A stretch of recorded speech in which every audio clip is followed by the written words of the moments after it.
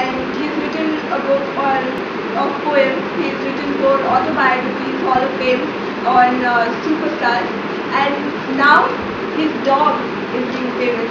In SIMC, people have been talking a lot about Woof Woof, the story of Burp the Dog. So why did you change your genre from writing about superstars to writing a dog book? You see, like I told you, basically for a writer, number one, like I said, I was very, very inclined towards fiction. I mean, that's my key area, and I should have done it a long, long time ago. So the fact that I did it right now is a shame. But more than that, see, what happens is you can't, I mean, as a writer, if you have a certain kind of imaginative mindset, you can't predict what you're going to do next. And the fact that I wrote biographies, they're purely circumstantial. I mean, it came to me when I was working in the industry as a journalist, full-time journalist. I've been there for like 20 odd years, gone that as matter of fact. So when I started writing this, the biographies, they came to me. I was told, can you? I said, okay, fine. So that's how it worked. So it was not something where I said, okay, fine, this is intentional. I want to do a book on Shah Rukh or whoever. The books did well commercially, they did really well, and therefore one after the other kept on happening. But I got bored, very bored. I mean, to write it, frankly, I want to disown the book. But for the fact that your name gets associated, so you can't do anything about it. As for fiction, frankly, I never thought I'll be writing children's fiction or fiction for children, which also kind of reaches out to dog lovers. Okay, which just happened because I always loved dogs. I just kept a dog when I was a kid, very, very young boy. I was like 6-7 years old.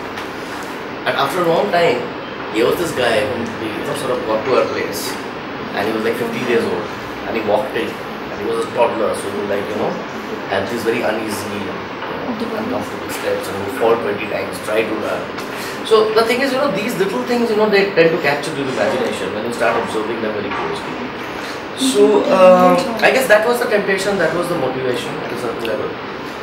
Now, the reason why I wanted to write an autobiography as opposed to, meaning make Burp write as opposed to writing myself, was because A, like I told you, I wanted to do something which sort of had a child's voice.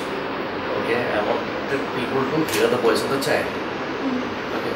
Now, that wouldn't have been possible if I had written it, as a reflective kind of a book. And I thought if you look at the medium, the way I've written it, I know you've read the book, but if you have actually, you will notice that it becomes more endearing because here is this boy, talking about his own life.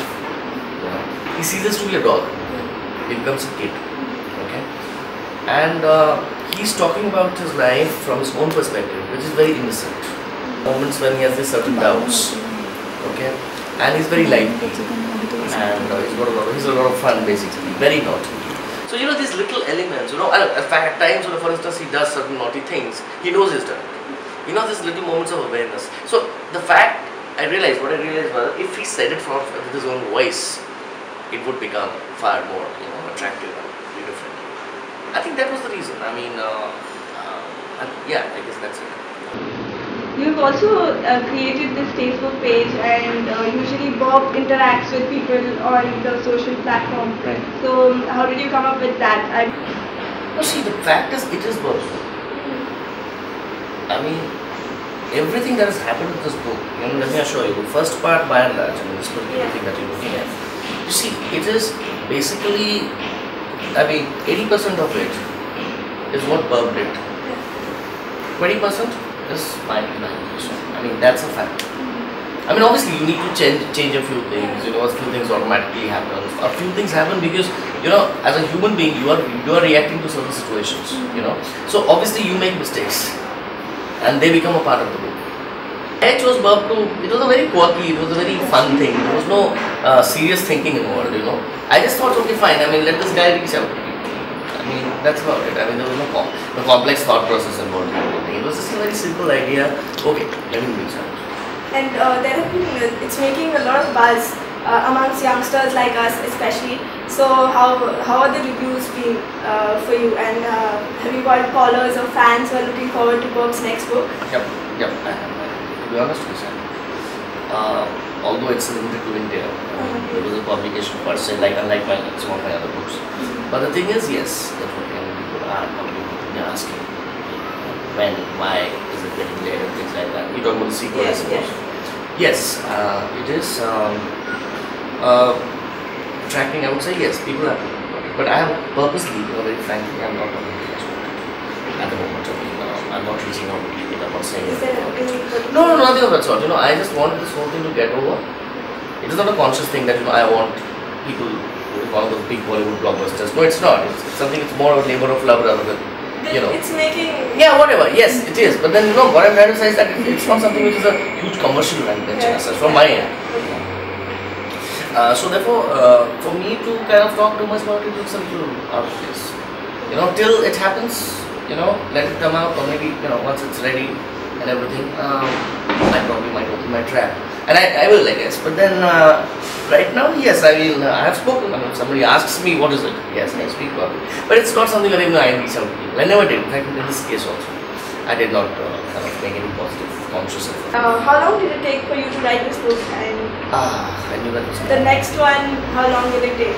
See, frankly, writing, the act of writing the book, something of this sort, should not take more than a month. Should not.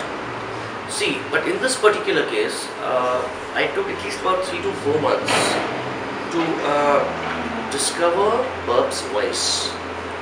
Now, I tell you what I mean by that. See, what happens is basically when you're writing something like this, as an adult, for example, you tend to use a lot of words which you would not use as a child. Number one. Number two, a child will have a certain kind of innocence which an adult would not. As they say, you lose innocence as you grow up.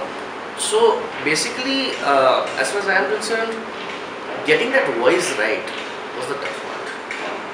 Is he sounding like a kid? Is he sounding like me? At times, is he me? What is it? It was a real tough part. But once I got that right, it happened one day. I remember that when I was sitting in the office and just fiddling with my computer, and everything had happened. I was through with work and everything, and that night I had to stay back for something which was not exactly,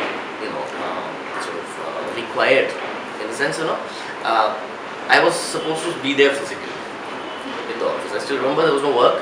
Something else was happening outside. People had gone to cover something, so I was waiting. Okay. So I was generally tinkering with my computer, and suddenly one day I realized, oh my God, this is the voice. So after 3 months, like I said, of getting that voice in place, I got it in Nana. So these are the tough parts. So, and that was the tough part. And then after that, frankly, it's a small book, like it's 25,000 words. So it took me like I guess 20 days to write. So it was not a tough, writing per se was not a tough job.